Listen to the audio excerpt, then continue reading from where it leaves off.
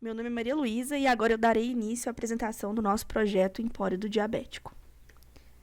Agora, eu farei uma breve introdução sobre o Empório do Diabético. Ele funciona de forma 100% online e é uma aplicação mobile que busca propiciar maior variedade de produto ao nosso público-alvo, os diabéticos. Eu irei abordar agora sobre a motivação na idealização do projeto. Segundo os dados da OMS, Organização Mundial da Saúde, aproximadamente 13 milhões de brasileiros convivem atualmente com a diabetes, e esse número só vem crescendo. Isso nos revela a importância de darmos maior atenção ao público diabético. Ir ao supermercado pode ser um desafio para eles, porque apesar de a gente ter uma certa variedade de produtos diabéticos, estes nem sempre chegam às gôndolas. Assim, decidimos criar o Empório, para trazer maior variedade de produtos e maior possibilidade de escolha aos diabéticos, melhorando assim a sua qualidade de vida. Agora eu vou falar um pouco sobre expectativas e realidades, começando pela parte de cores e logos. Essa foi as nossas cores que a gente planejou na prototipação no Figma, no início do projeto. Então, o verde seria a nossa cor principal, a cor predominante no projeto, o azul seria a nossa cor secundária e o vermelho nossa cor terciária. E embaixo aqui a nossa logo, a gente pode ver que a logo seguiu também as cores do nosso projeto. E a gente, na direita aqui, a gente consegue ver a realidade, né, com print de duas telas de como ficou o nosso código de cores e a logo. Então a gente pode ver que a gente utilizou realmente o verde como nossa cor predominante e a logo está sendo bastante utilizada no nosso projeto. Falando agora sobre requisitos do projeto, a parte de telas e classes que a gente planejou na prototipação no Figma. A gente planejou fazer as telas de splash screen, login, cadastro, homepage, que é a listagem de produtos, a visualização de um produto, carrinho, as três telas de finalização de compra, a página de pedidos para um cliente logado, a visualização de um pedido. O administrador ele também teria três telas a mais, que seria o cadastro de produto, a edição de produto e a listagem de pedidos. Vocês vão ver no decorrer da apresentação que a gente fez em todas essas telas, né? E sobre as classes, a gente planejou utilizar essas quatro, foi cliente, produto, pedido e endereço. Porém, na realidade, a gente teve que utilizar mais do que essas. Além dessa, a gente teve que fazer uma classe para cart item, que é um item do carrinho, que ele ia ter alguns dados específicos sobre ele. E a gente teve que criar uma classe para isso. E também a classe de cartão de crédito, porque como a gente utiliza um e-commerce, tem a tela de forma de pagamento e essa tela precisa passar os dados, né, desse cartão de crédito. Então a gente utilizou essa classe para cartão de crédito também. Sobre as telas, essas foram as telas que a gente planejou no Figma, né, quando a gente fez a prototipação do projeto. E essas aqui foram as telas que realmente foram feitas. Vocês podem ver que não ficaram idênticas, porque conforme a gente foi fazendo, a gente foi mudando uma coisinha ou outra, achou que ficou mais legal. Então a gente preferiu manter a forma como a gente achou mais legal. Também é possível ver que realmente ficou melhor a realidade do que a forma como a gente tinha planejado. Porque na realidade ele ficou com uma identidade visual muito mais presente. A gente vê que todas as telas elas têm sim uma identidade visual mais definida do que como a gente tinha planejado anteriormente. Sobre os problemas que a gente encontrou, a gente não teve muitos problemas. Um deles foi parear as versões do Flutter Dart do projeto, porque a gente gerou o projeto e esse projeto gerado ele não estava na mesma versão do que o Flutter Dart de todos os integrantes estavam. Então, a gente teve alguns problemas para parear essas versões que não estava rodando e a gente teve que resolver isso utilizando a versão fixa para todo mundo. Outra coisa que aconteceu, que não foi um problema, mas foi algo que demandou tempo, é que a gente escolheu fazer em Flutter, foi um consenso em todo mundo, mas nem todos sabiam Flutter. Então, teve essa curva de aprendizado que demandou um pouquinho mais de tempo também para a gente aprender sobre o framework. E também teve a nossa falta de organização, de que a gente não conseguiu conciliar nossas atividades curriculares e extracurriculares com o cronograma que a gente tinha planejado. Então a gente não conseguiu seguir o cronograma à risca e fez com que o nosso desenvolvimento fosse um pouco mais corrido do que a gente planejava que teria sido. Bom, falando agora um pouco sobre o cronograma estimado, nós separamos aí o projeto em 6 sprints. A sprint 1 sendo a elaboração do escopo do projeto, a 2 a prototipação das telas e modelagem das classes do aplicativo, a 3 a implementação da parte visual, a 4 a implementação dos CRUDs, funcionalidades e integrações ao banco de dados, a 5 a realização de testes e correções necessárias, e a 6 a preparação da apresentação final do projeto da disciplina. Inicialmente o nosso cronograma ele foi feito para 14 semanas, iniciando no final de março e finalizando no meio de junho. e a gente tentou espaçar bem a execução das sprints, né? A gente percebe aqui que a gente nunca executou 2 sprints ao mesmo tempo e a gente sempre tem um tempo de no mínimo 2 semanas para cada sprint, exceto para a última, que é só a organização da apresentação final. No entanto, a realidade foi um pouco diferente do cronograma estimado. Por que essa diferença? Em parte por causa da organização do grupo em relação a trabalhos de outras disciplinas da faculdade, e também da disponibilidade de cada um, visto que alguns membros têm outras atribuições além da faculdade, como trabalho, e isso acabou impactando no tempo disponível para o desenvolvimento das sprints. No entanto, apesar do cronograma executado ter sido diferente do cronograma idealizado, a implementação o desenvolvimento do aplicativo não foi afetado e conseguimos implementar boa parte das funcionalidades que haviam sido idealizadas no escopo do projeto.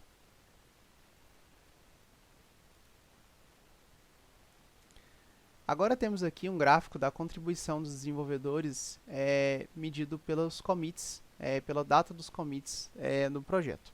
Esse gráfico ele reflete bem a realidade da nossa execução das sprints, em que a maioria dos commits acabou se concentrando na última semana de desenvolvimento.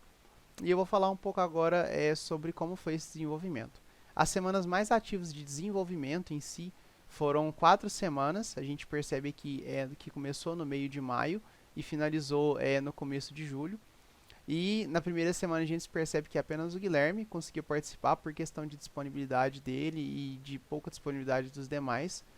Na segunda semana de desenvolvimento, que foi uma semana em junho, então a gente percebe que teve um intervalo aqui em que o projeto não foi alterado. Mais membros conseguiram participar, todo mundo conseguiu participar pelo menos um pouco.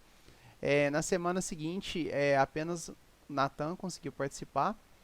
E no final, todos aqui se esforçaram aí para poder finalizar as partes que estavam pendentes, então a gente nota aí uma participação maior.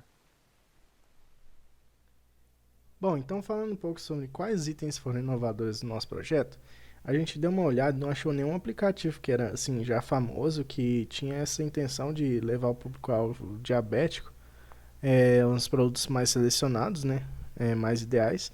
A gente também utilizou o Flutter, que é uma tecnologia recente no mercado, e ela entrega para a gente aplicativos aí para Android e para iOS, com um desempenho legal, parecendo aí algo próximo à programação nativa em termos de desempenho.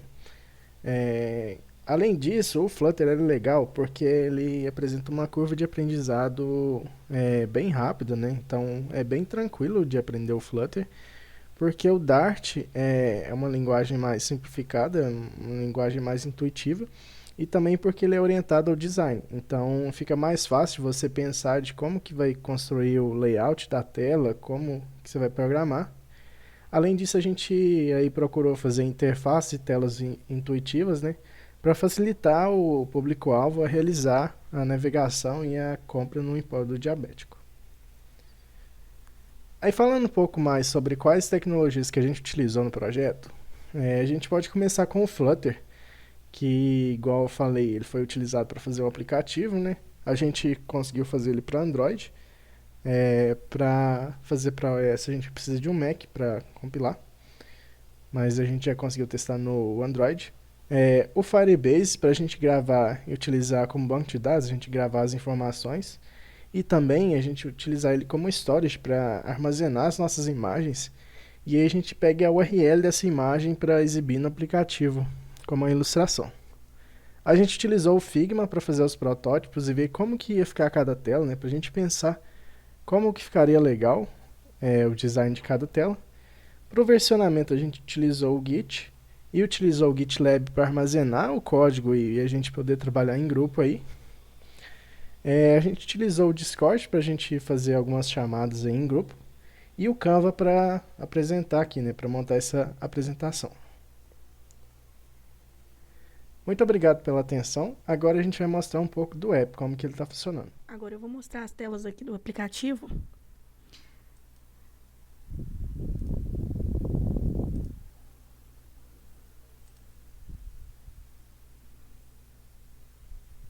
A Splash Screen é a tela inicial do aplicativo. Ela serve para dar as boas-vindas ao cliente e mostrar a identidade visual do empório. Após o tempo pré-definido, o usuário é redirecionado para a tela de login ou cadastro. Na tela de login, a gente tem essa primeira tela, que ela é formada por um título falando o nome, né, do projeto, que é Empório do Diabético, juntamente com a logo. E depois a gente tem dois campos abaixo disso, que é para o usuário escrever o e-mail dele e a senha. Após ele escrever tanto o e-mail quanto a senha, ele pode clicar para entrar, que aí o aplicativo vai fazer a verificação para ver se o usuário tem conta, né, dentro do nosso aplicativo, e se tiver, ele é redirecionado para a próxima página, que é a página de produtos. Já na parte de criar conta, que é o registro, é uma tela um pouco similar, ela também possui a logo lá em cima, porém ela já tem vários campos a mais, que é para o usuário se cadastrar, falar os dados pessoais dele, e após ele escrever todos, ele pode clicar para se registrar e ele já vai criar a conta dele dentro do nosso aplicativo. Então a gente vai escrever um usuário, né, que está cadastrado no nosso banco, para entrar no aplicativo.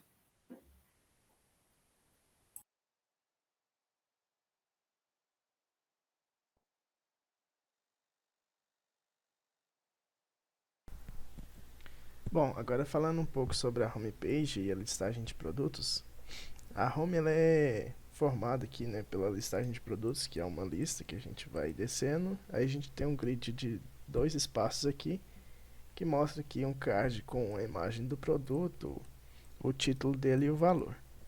Aí a gente também tem um drawer aqui à esquerda, que mostra qual que é o nome e o e-mail que o usuário logou. Ele tem a opção aqui de fazer o logout também, se ele for sair do aplicativo.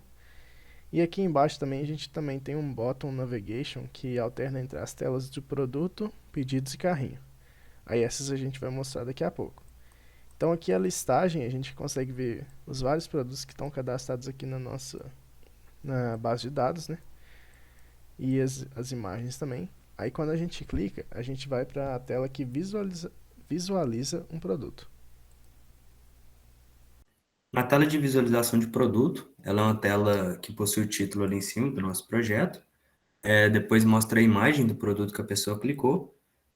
Seguida pelo título do produto, o preço do produto e a descrição do produto que ela clicou. E aí a gente também tem um botão aí embaixo, que é para adicionar ao carrinho, que o usuário comum ele consegue adicionar o produto ao carrinho e ver, né, colocar mais produtos, ou então finalizar a compra. Na tela de pedidos, a gente tem uma listagem dos pedidos que foram realizados pelo usuário que está logado. E para cada pedido, a gente tem um card dizendo qual o número do pedido, os itens, o método de pagamento com o valor e a data do pedido. Quando a gente clica no card, a gente vai para a tela de visualização de um pedido. Na tela de visualização de um pedido, a gente tem um resumo do pedido, que mostra quais foram os itens e as quantidades, qual foi o endereço definido para entrega e qual foi o método de pagamento, mostrando todas as informações do pedido.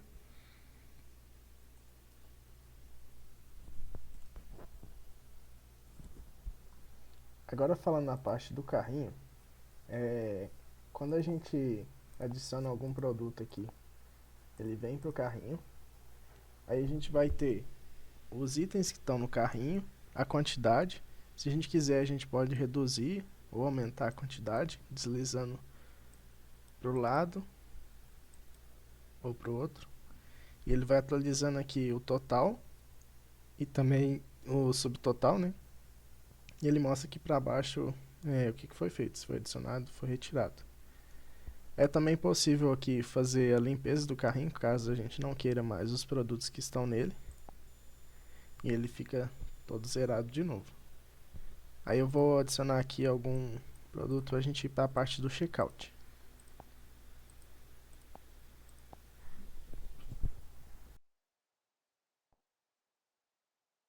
Bom, na parte do checkout, o cliente será guiado a partir das informações que ele precisará preencher para entrega e pagamento do pedido. A primeira tela, o cliente é indicado a preencher com as informações do seu endereço para entrega. Então, ele vai preencher com o endereço da rua, o número, o complemento, a cidade, estado e o seu CEP.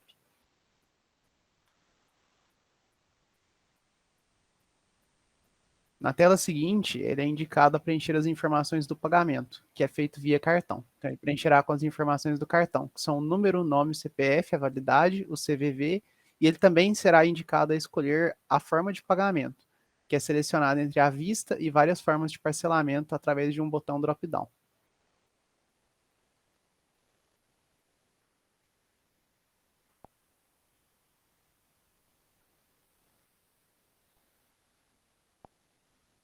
Por último, o cliente visualiza o resumo da lista de pedidos que ele fez e vê o endereço que ele preencheu e as informações do cartão que ele preencheu para o pagamento e finaliza a compra. Em qualquer momento do processo, ele pode voltar para a tela anterior, voltando até o carrinho utilizando o botão voltar no topo da tela.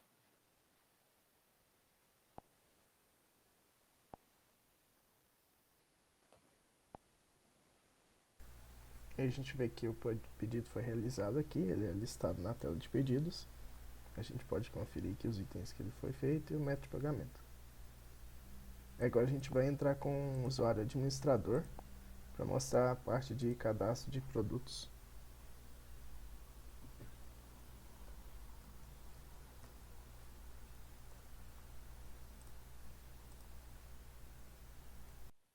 O usuário administrador, através do drawer, ele tem acesso ao menu de cadastrar produto.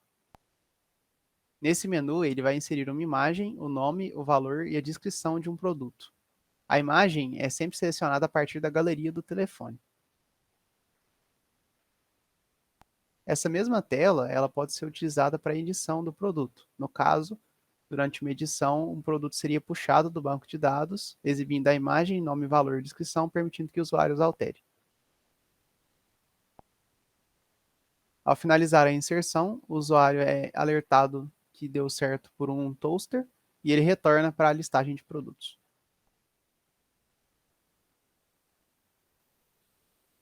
Na tela de detalhes do produto, o administrador também pode ter acesso ao botão editar e remover produto.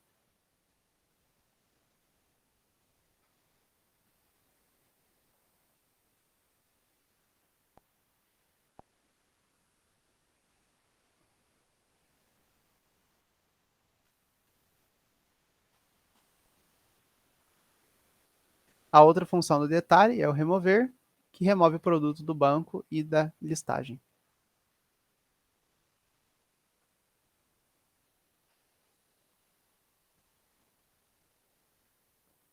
Bom, agora cada desenvolvedor irá passar por uma telinha específica explicando um pouco mais em detalhe como ela funciona e mostrando o código.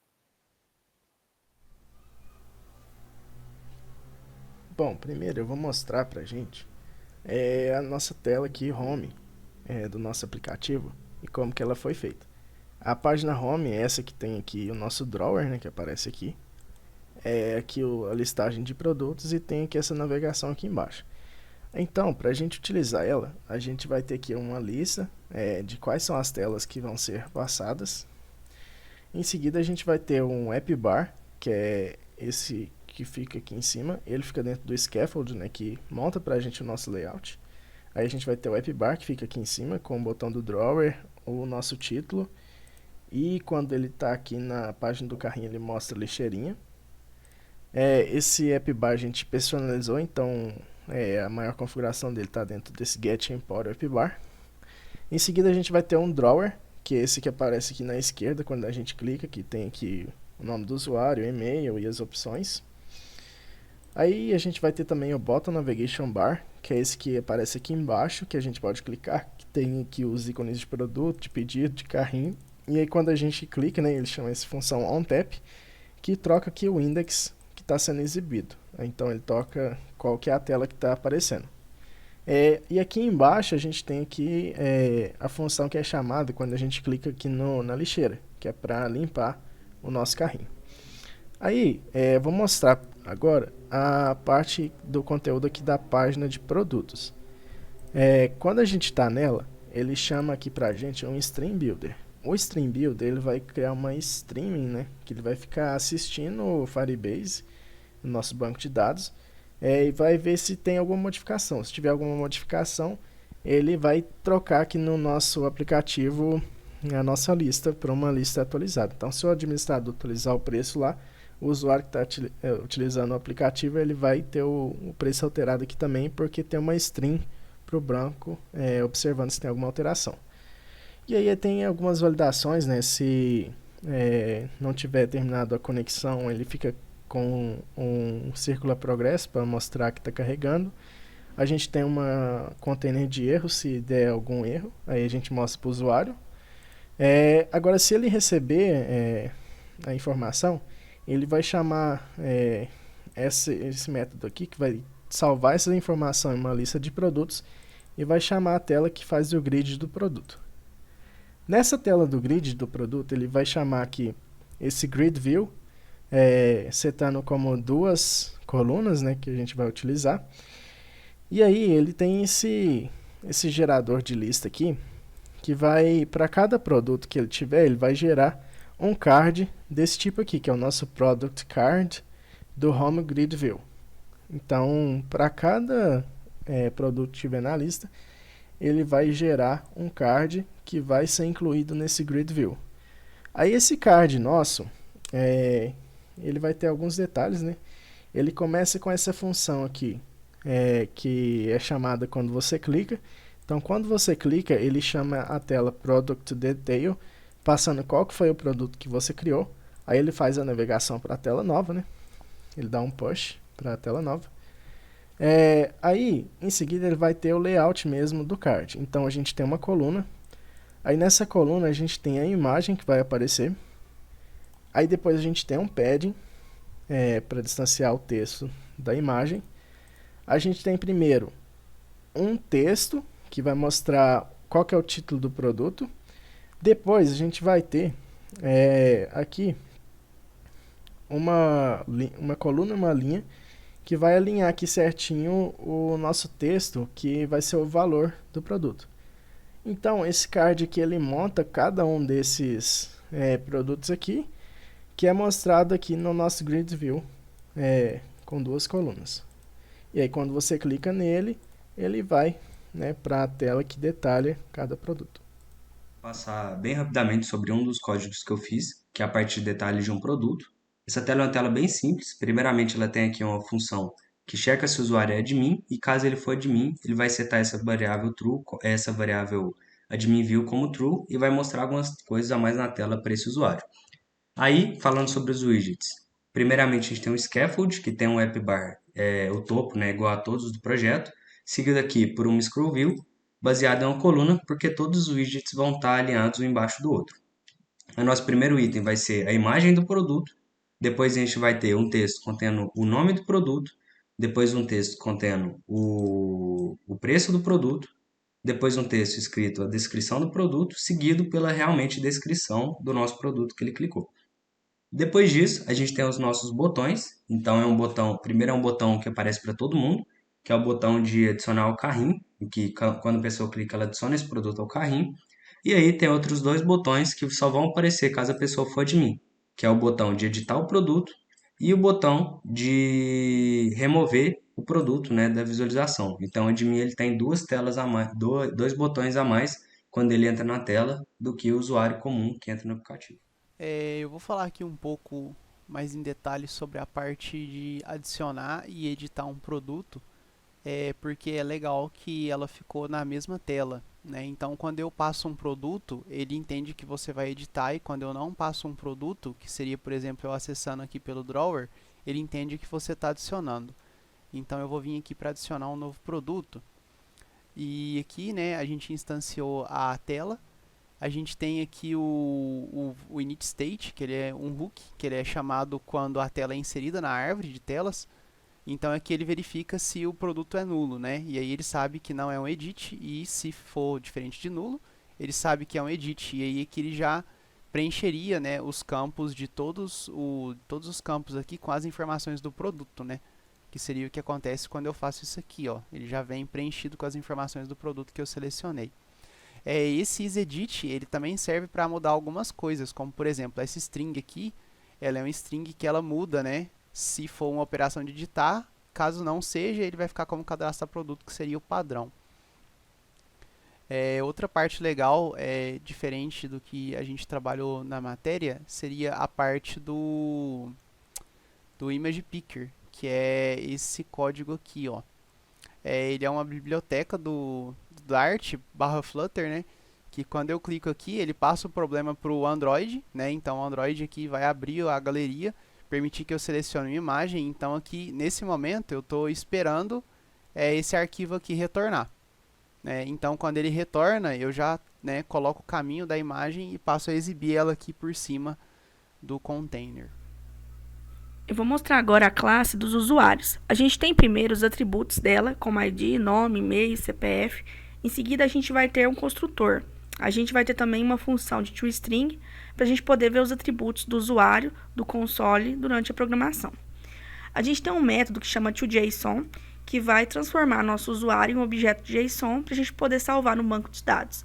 Aí depois a gente tem um método chamado DoctorUser, que vai ser utilizado para transformar o objeto JSON, que vem do banco de dados, para um objeto usuário da nossa aplicação. Agora, eu vou mostrar o controller do usuário. Ele que vai fazer as consultas e gravações do usuário no banco de dados, que no nosso caso é o Firebase. Eu vou mostrar primeiro a parte de adicionar. Primeiro, a gente vai ter um trecho para criptografar a senha. Em seguida, a gente vai chamar uma instância do Firebase e vai falar que a gente quer a Collection User. Daí a gente vai falar qual ID que a gente vai querer salvar. A gente vai passar todos os dados dos usuários para serem salvos no banco. E em seguida a gente tem uma consulta ao Firebase, que vai trazer para a gente os usuários que estão visíveis, ou seja, não foram excluídos e ordenados pelo nome. Por último, a gente tem um método de login, que vai pegar a senha que o usuário digitou, vai criptografar novamente e vai consultar no Firebase se existe um usuário com e-mail digitado e a senha que criptografamos e que esteja visível. Caso esse usuário exista, ele vai ser retornado para quem chamou a função. Senão, a gente vai fazer o quê? Vai retornar nulo. Essa foi a nossa apresentação. Muito obrigado pela atenção.